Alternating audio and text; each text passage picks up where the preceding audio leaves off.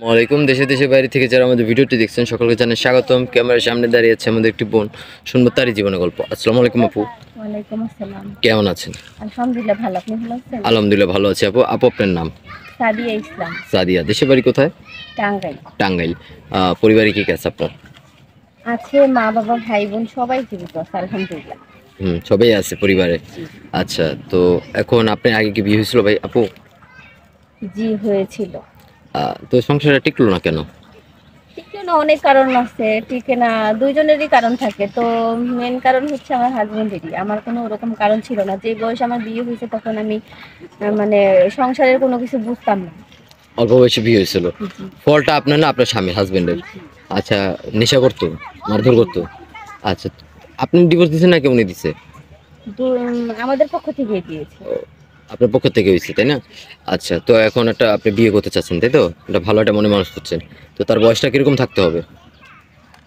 বয়সটা যেমনই হোক না কেন, মানুষটার মন মানসিকতা ভালো থাকতে হবে। চেহারা হোক কালো ফর্সা কোনো ম্যাটার করে না, কিন্তু তার মনটা অনেক ভালো থাকতে হবে। সে দায়িত্ববান পুরুষ হতে হবে, সংসারী একটা পুরুষ হতে হবে, যাতে সংসার জিনিসটা বুঝে, বউকে ভালোবাসতে জানে সে।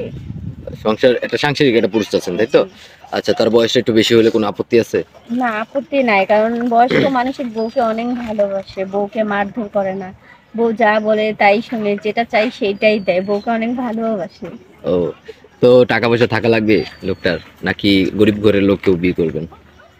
গরিব বড়লোক কোনো জানি না, ভাগ্যে কি আছে। এখন আমি বড়লোক বিয়ে করতে চাইলে কি বড়লোক জুটে যাবে কপালে? তা তো না, তা তো আমি জানি না। এটা কপালে যা আছে তাই হবে, আমি জানি না এসব। আচ্ছা, আল্লাহ তাআলা কপালে যাকে রাখছে তাকে পাবেন তাই তো? আচ্ছা, তো আমরা যদি কোনো ভাইয়াটা আপনার ব্যবস্থা করে দিই, কথাবার্তা বলে পাত্র ব্যবস্থা করে দিই ভালো মনের, আপনি বিয়ে করবেন?